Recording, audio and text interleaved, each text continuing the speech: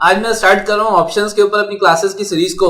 देखिए, ऑप्शंस को समझना बिगनर्स के लिए थोड़ा सा ट्रिकी रहता है क्योंकि ऑप्शंस का कॉन्सेप्ट ही कुछ ऐसा है। लेकिन मैं आपको ये भी बता दूं कि ऑप्शंस को समझना बिल्कुल भी मुश्किल नहीं है। अगर अप्रोच हमारी सही हो और थोड़ा सा हम अपने कॉमन सेंस का इस्तेमाल करें तो ऑप्शंस को समझना ना सिर्फ आसान है बल्कि आप इसको एंजॉय भी करते हैं, क्योंकि ये कुछ इस तरह का कॉन्सेप्ट है कि जब आपको ये समझ में आना चालू होता है तो आप डेफिनेटली इसको एंजॉय करते हैं इसको समझना।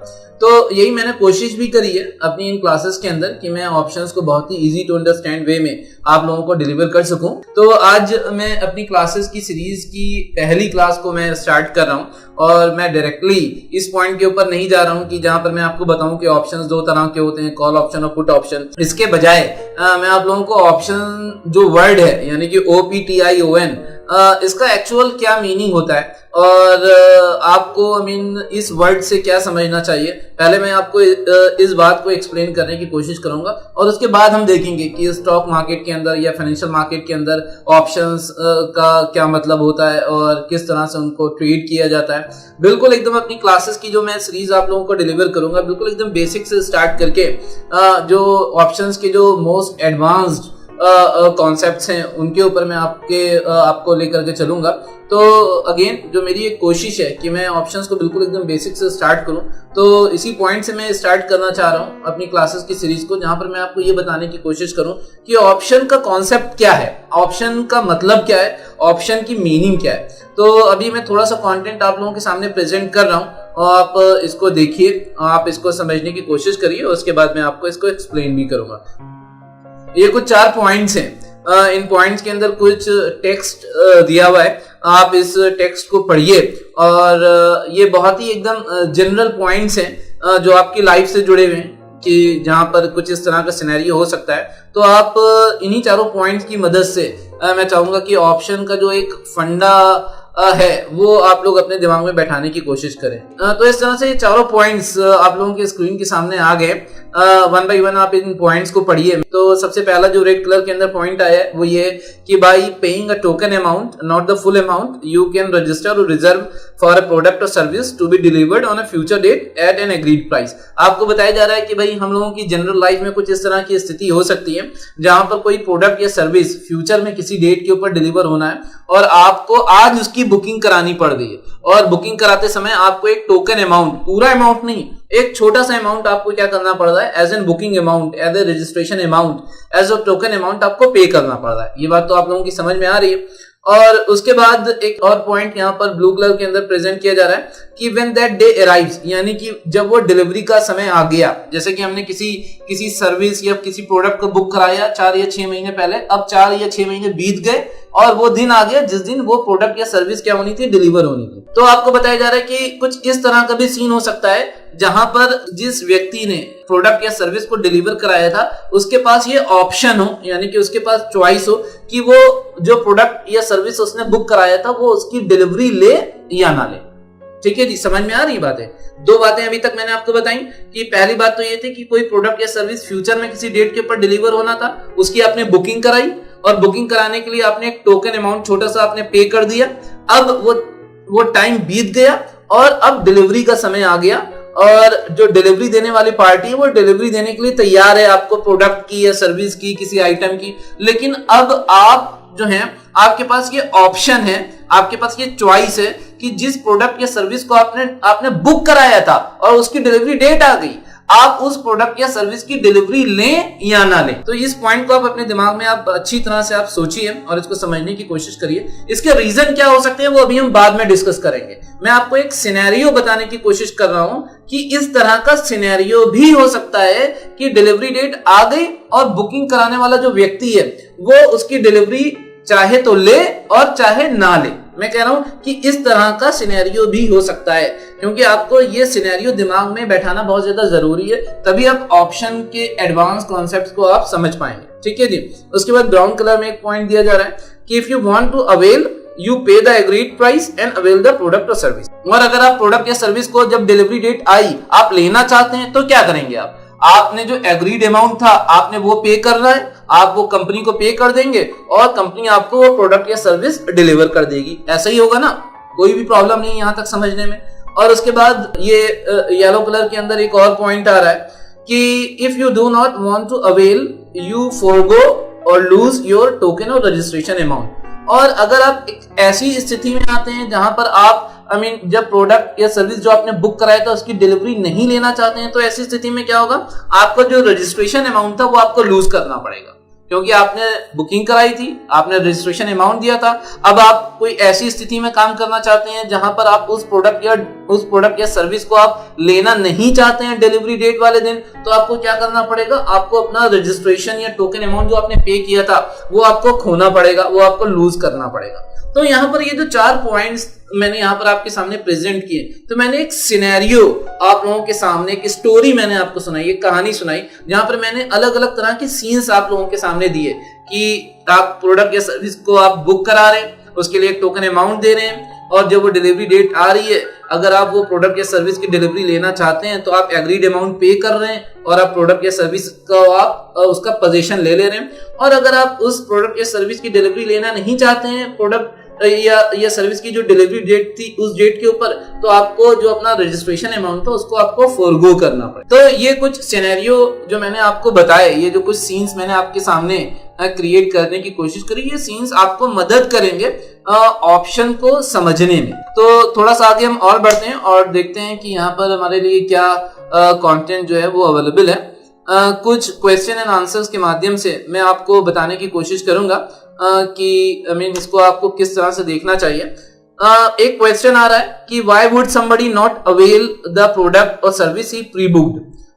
ये एक क्वेश्चन अराइज हो रहा है कि भाई ऐसा क्यों होगा कि किसी व्यक्ति ने कोई प्रोडक्ट या सर्विस बुक कराई, उसके लिए टोकन अमाउंट भी दिया, रजिस्ट्रेशन अमाउंट भी दिया, तो ऐसा क्यों होगा कि वो डिलीवरी वाले दिन उस प्रोडक्ट या सर्विस की डिलीवरी ना ले।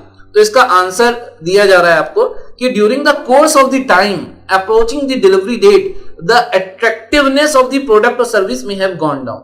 बताया जा रहा है आपको कि कुछ ऐसी स्थिति भी हो सकती है जिस स्थिति के अंदर जब आपने कोई प्रोडक्ट या सर्विस बुक कराई और वो 4-6 महीने बाद या साल भर बाद डिलीवर होना थी और समय बीत रहा है, तो हो सकता है कि इस समय के दौरान, इस पीरियड के दौरान जब आप डिलीवरी डेट की तरफ बढ़ रहे थे, डिलीवरी डेट को आप अप्रोच कर रहे थे, तो ये जो प्रोडक्ट या सर्विस आपने बुक कराई थी उसकी जो अट्रैक्टिवनेस है, उसका जो आकर्षण है वो कम हो जाए, यानी कि आपके लिए जो उसका चार्म था वो आप लूज कर जाए। हो सकता है बहुत सारी स्थितियां ऐसी हो सकती थी कि आज 6 महीने पहले तो मुझे कोई चीज अच्छी लग रही थी तो मैंने बुक करा दी, अब 6 महीने बीत गए, जब डिलीवरी डेट आ गई तो आज मुझे वो चीज अच्छी नहीं लग रही। ऐसा बिल्कुल भी पॉसिबल है। आपके पास हो सकता है कि जब वो डिलीवरी डेट आई तो आपके पास ऐसे कई सारे ऑप्शंस हो जो आज उस डिलीवरी के कंपैरिजन में कहीं ज्यादा अच्छे हो। तो ऐसा सिचुएशन हो सकती है ना। तो मैंने आपको इस तरह से ये बताने की कोशिश करी कि ऐसी स्थिति क्यों हो सकती है कि जहां पर आप कोई प्रोडक्ट या सर्विस बुक कराएं और उसकी डिलीवरी ना लेना चाहें। ऐसी स्थिति इसलिए हो सकती है क्योंकि अगर आप उस प्रोडक्ट की अट्रैक्टिवनेस, उसका चार्म लूज कर जाएंगे तो आप डिलीवरी डेट वाले दिन उसको आप लेना नहीं चाहेंगे। ठीक है, तो मेरे ख्याल से आपको ये बात जो है वो समझ में आई होगी। अब कुछ और पॉइंट्स हैं यहाँ पर जो आपको बताए जा रहे हैं। पहला पॉइंट आ रहा है कि by paying a token amount you reserve the right to avail the product or service if you want to. You also enjoy the option to forego your right. Of course you lose your registration or token amount if you do so. आपको बताया जा रहा है, एक बार फिर से चीजों को रिकैपिचुलेट किया जा रहा है, यहाँ पर रिवाइज किया जा रहा है कि आपने एक टोकन अमाउंट दे करके आपने एक तरह से एक अधिकार ले लिया, एक राइट आपने रिजर्व कर लिया। वो राइट क्या था कि जब डिलीवरी डेट आएगी तो अगर आप डिलीवरी लेना चाहेंगे तो आप ले सकते हैं। ये आपने राइट अपना आपने रिजर्व कर लिया और साथ ही साथ आपने उस रजिस्ट्रेशन अमाउंट के माध्यम से आपने ऑप्शन भी चूज कर लिया कि भाई अगर आपकी मर्जी है कि जब डिलीवरी डेट आएगी तो अगर आप उस प्रोडक्ट या सर्विस की डिलीवरी नहीं लेना चाहते हैं तो ऐसा भी पॉसिबल है। और ऐसी स्थिति में आपको क्या करना पड़ेगा, रजिस्ट्रेशन अमाउंट आपको लूज करना पड़ेगा, आपको टोकन अमाउंट लूज करना पड़ेगा। तो ये जो ऑप्शन था कि आप उसकी डिलीवरी लें या ना लें, तो इस ऑप्शन के अगेंस्ट, इस राइट के अगेंस्ट, इस चॉइस के लिए, इस स्पेशल प्रिविलेज के लिए आपको क्या पे करना पड़ा है, आपको रजिस्ट्रेशन अमाउंट आपको पे करना पड़ा है। ठीक है जी, आगे देखते हैं हम। The person who takes the pre-booking after receiving the registration amount is always committed to deliver the product or service on the delivery date. और अभी तक एक ही पार्टी की बात की जा रही है, यानी कि आपकी बात की जा रही है जिसने प्रोडक्ट या सर्विस को बुक किया है, रजिस्ट्रेशन कराया है। दूसरी पार्टी भी इन्वॉल्व है, जिस पार्टी ने आपसे बुकिंग रिसीव करी है, जिसने आपसे बुकिंग अमाउंट लिया है, वो पार्टी कमिटेड है कि जब डिलीवरी डेट आएगी तो वो आपको उस प्रोडक्ट या सर्विस की डिलीवरी देगा, और इस कमिटमेंट के लिए उसने आपसे रजिस्ट्रेशन अमाउंट भी चार्ज किया है। ठीक है जी। तो इस तरह से कुछ सिचुएशन मैंने आपके दिमाग में क्रिएट करने की कोशिश करी जहां पर आप ऑप्शन वर्ड को समझ पाए। क्या आप एक अमाउंट देते हैं और उस अमाउंट के अगेंस्ट आपको क्या मिल जाता है, एक राइट मिल जाता है, और जब उस राइट को एक्सरसाइज करने का दिन आता है, ठीक है जी, तो आपके पास क्या है, आपके पास चॉइस है कि आप उस राइट को एक्सरसाइज करें या आप उस राइट को एक्सरसाइज ना करें, यानी कि अपने अधिकार का प्रयोग करें, यानी कि डिलीवरी लेने का अधिकार था तो आप उस अधिकार का प्रयोग करें या आप उस अधिकार का प्रयोग ना करें, यानी कि आप डिलीवरी ना लें। तो कुछ इस तरह की जो सिचुएशन होती है वही ऑप्शन के कॉन्सेप्ट को एक्सप्लेन करती है। तो मेरे ख्याल से आपको ये एक बेसिक फंडा जो था आपको समझ में आया होगा, और ये एकदम पहला पॉइंट था जहां से मैं अपनी ऑप्शंस की क्लासेस की सीरीज को स्टार्ट कर रहा हूं। चलिए थोड़ा सा आगे और बढ़ते हैं और ऑप्शन के इसी बेसिक कॉन्सेप्ट को एक एग्जांपल के थ्रू समझते हैं। ये एग्जांपल एक ऐसा हाउसिंग सोसाइटी का जिसको डेवलप किया जा रहा है, और जो लोग इसके अंदर इंटरेस्टेड हैं वो इसके अंदर होम्स को बुक कर सकते हैं। तो आगे देखते हैं कि इस हाउसिंग सोसाइटी के माध्यम से आप इस ऑप्शन के कॉन्सेप्ट को किस तरह से समझ सकते हैं। ठीक है जी, चलिए मैं इस क्लिप को प्ले कर रहा हूँ, आपके साथ साथ मैं इसको भी देखूंगा और एक्सप्लेन करने की भी कोशिश करूंगा। तो ये एक हाउसिंग सोसाइटी है जिसको डेवलप किया जा रहा है, और यहाँ पे पॉइंट्स भी आ रहे हैं कुछ इसी संबंध में। सबसे पहला है कि there is a housing society being developed by DLF, registrations are under way for the houses, यानी कि घरों की बुकिंग चल रही है। उसके बाद एक पॉइंट है possession will be due on a certain date after 2 years, यानी कि जो डिलीवरी होगी घरों की वो आपको पता ही है कि अब तो वैसे एक ऐसा सिनेरियो चल रहा है कि लोग बेचारे घरों की बुकिंग करा देते हैं, उन्हें डिलीवरी मिलती ही नहीं है, लेकिन यहाँ पर हम मान लेते हैं कि भाई ये अच्छे लोग हैं DLF वाले, और 2 साल बाद आप लोगों को घरों की डिलीवरी यानी घरों का पोजीशन मिल जाएगा। ठीक है जी, आगे देखते हैं हम। एक और पॉइंट आ रहा है, होम बायर्स नीड टू पे only registration amount, the balance amount will be paid when position is delivered by DLF। ये बताया जा रहा है कि यहाँ पर कुछ इस तरह की स्कीम है जहां पर आपको एक रजिस्ट्रेशन अमाउंट देना है, रजिस्ट्रेशन अमाउंट दे करके आपने घर की बुकिंग करा ली, 2 साल बाद जब डिलीवरी की डेट आएगी तब आपको क्या करना है, बैलेंस अमाउंट पे करना है और आपको उसकी डिलीवरी ले लेनी है। आगे एक पॉइंट और आ रहा है यहाँ पर, people doing registration for the homes also enjoy the option of not to take possession or delivery on the due date.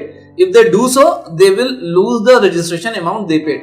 बताया जा रहा है कि यहाँ पर भाई एक जो ये कॉन्ट्रैक्ट है, यानी कि होम बायर्स और DLF के बीच में, जो कि कंस्ट्रक्शन कंपनी है, जो कि इस हाउसिंग सोसाइटी का डेवलपर है, वो ये है कि जिन लोगों ने रजिस्ट्रेशन कराया है घरों का, होम्स की बुकिंग कराई है और रजिस्ट्रेशन अमाउंट पे किया है, उनके पास ये ऑप्शन भी रहेगा। ये कॉन्ट्रैक्ट के अंदर एक क्लॉज है, उन होम बायर्स के पास ये एक ऑप्शन भी रहेगा, ये चॉइस भी रहेगी कि जब डिलीवरी डेट आए तो उनकी मर्जी, वो डिलीवरी लें या ना लें। अगर ऐसी स्थिति में जिसमें वो डिलीवरी नहीं लेते हैं, डिलीवरी लेने से मना कर देते हैं, तो ऐसी स्थिति में जो रजिस्ट्रेशन अमाउंट था वो उनको खोना पड़ेगा। वो जिन लोगों ने रजिस्ट्रेशन कराया था उनसे वो रजिस्ट्रेशन अमाउंट जो होगा वो लूज कर दिया जाएगा। ठीक है जी, तो मेरे ख्याल से आप सीन समझने की कोशिश कर रहे होंगे, और ये सीन ही मैं आप लोगों को समझाना चाह रहा हूं। ठीक है, आगे देखते हैं।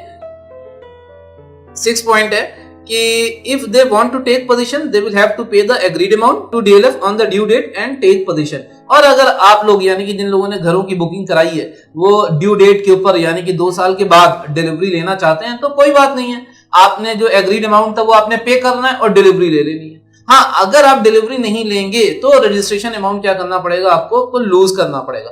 तो ये जो ऑप्शन है, ऑप्शन वर्ड है, ऑप्शन वर्ड का मतलब चॉइस, कि ऐसा कर भी सकते हैं और ऐसा नहीं भी कर सकते हैं, ये आपको राइट मिलता है, ये आपको अधिकार मिलता है। ठीक है जी, तो इसी वर्ड की मीनिंग मैं आप लोगों के दिमाग में बैठाना चाह रहा हूं। ठीक है, आगे बढ़ते हैं।